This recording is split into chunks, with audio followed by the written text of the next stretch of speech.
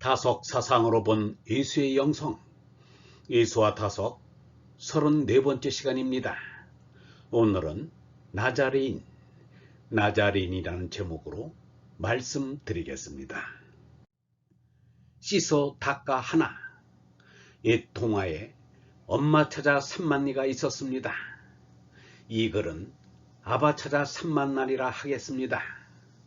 아바는 땅의 아바가 아니라 하늘 아바입니다. 아바는 세계적인 공통어입니다. 위의 뜻으로 함석헌과 유영모라는 역사에 드문 영성이 큰 스승을 만나 학교에서 배울 수 없는 하늘 아바 찾는 공부를 할 수 있었습니다. 맞춤 공부를 한 듯 은혜로웠습니다. 거기에 함석헌은 반면의 스승이었다면 유영모는 정면의 스승이었습니다.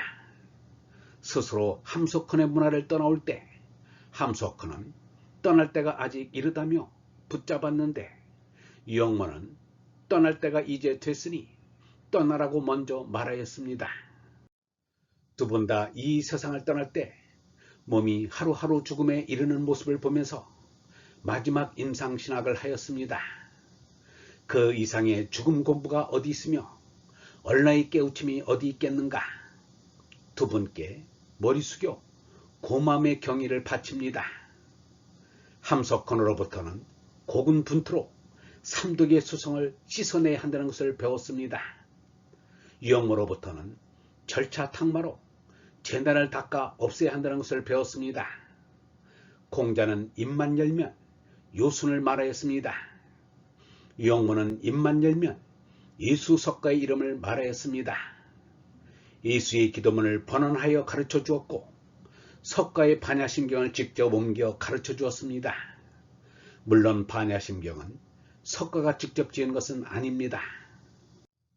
유영모는 힘주어 말했습니다. 예수 석가는 상대 세계에 대해서는 철저한 부정이다. 철저한 부정을 안 하려면 예수 석가를 믿는 척하지 말아야 한다. 일생을 예수 석가와 더불어 살았습니다. 아니, 그들이 깨달은 얼라와 함께 하였습니다. 얼라가 영원한 생명임을 알게 되었습니다. 얼라는 개인의 얼라가 아닌 것입니다. 얼라가 예수 석가의 얼라요, 또한 하느님의 얼라입니다. 우리는 얼라를 만난다. 하느님이 보내시니란 영원한 생명 얼라이다. 우리에게 대기소 산소가 공급되듯 하늘이신 하느님으로부터 얼이 공급되는 것이 얼라이다. 얼라는 하느님으로부터 줄곧 오는 얼로서 영원한 생명이다. 이 껍데기 몸이 죽는 것이지 참나인 얼라가 죽는 게 아니다. 그러므로 거짓난 몸의 죽음을 무서워하고 싫어할 까닭이 없다. 죽음이라고 하는 것은 이 껍데기 몸이 퍽 쓰러져 못 일어나는 것밖에 더 있는가. 그러고 보면 2000년 전 예수의 삶이 내 삶이고 2000년 뒤의 유영모의 삶이 예수의 삶일 수도 있는 것입니다. 예수 석가의 생애를 들여다보아도 그분들의 말씀을 들어보아도 그렇게 재미있고 즐거울 수가 없습니다. 노자는 말하기를 가장 착한 것은 물 같다 라고 말하였습니다. 모든 더러운 것을 씻어 깨끗하게 하고서 물 자신은 더러운 것을 받아들인다는 것입니다. 레프 톨스토이는 노자가 지은 도덕경을 아주 좋아했습니다. 그 가운데서도 상선약수 이 말을 특히 좋아했습니다.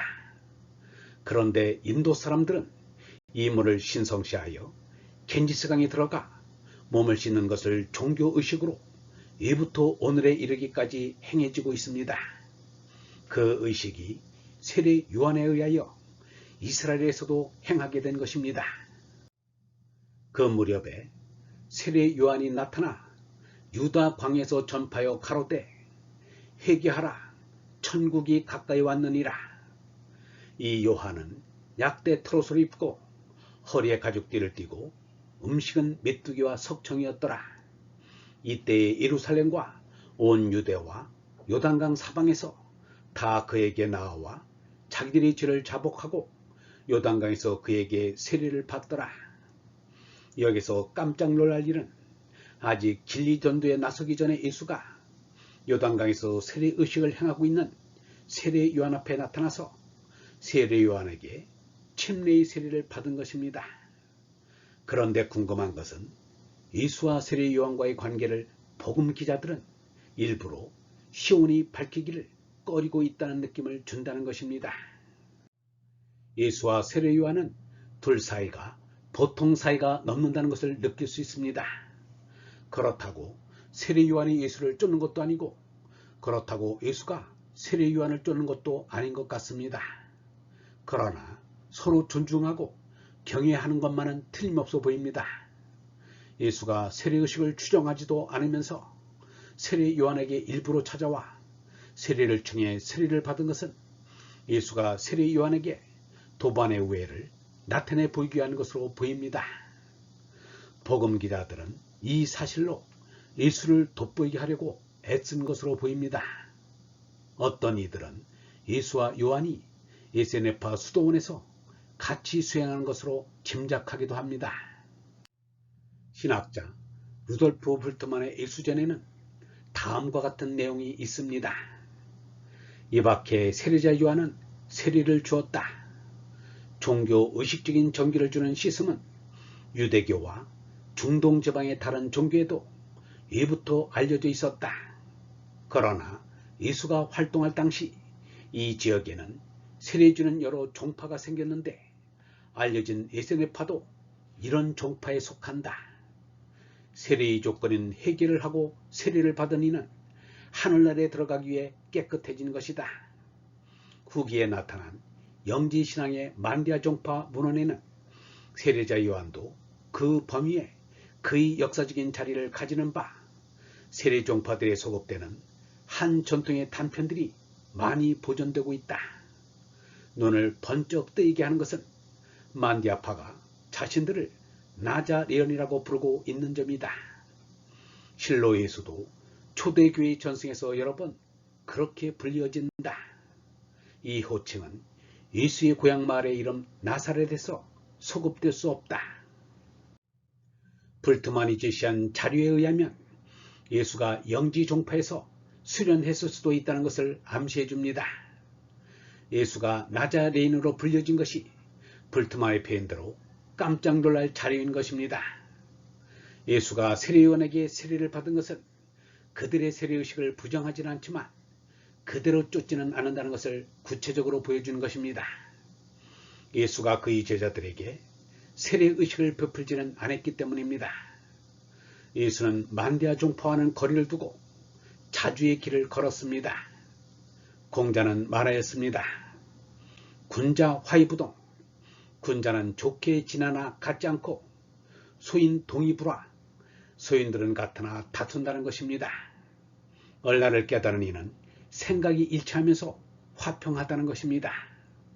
예수와 석가가 함께 지냈으면 각자 합의를 하였음에 틀림없습니다. 얼본 여러분, 예수가 초대교회 전승에서 여러 번 나자레인으로 불렸다면 영지신앙단체인 만디아파에서 수도하였을 가능성이 매우 높습니다. 예수의 사상과 신앙을 공부하기 위해서는 우리가 알아야 할 중요한 사실인 것입니다. 그러나 예수가 만디아 종파는 거리를 두고 자주의 길을 갔다는 것을 잊지 말아야 합니다. 오늘은 다석 사상으로 본 예수의 영성, 예수와 다석 34번째 시간으로 나자레인이라는 제목으로 말씀드렸습니다. 영성신학원 다석 아카데미의 하늘소리였습니다.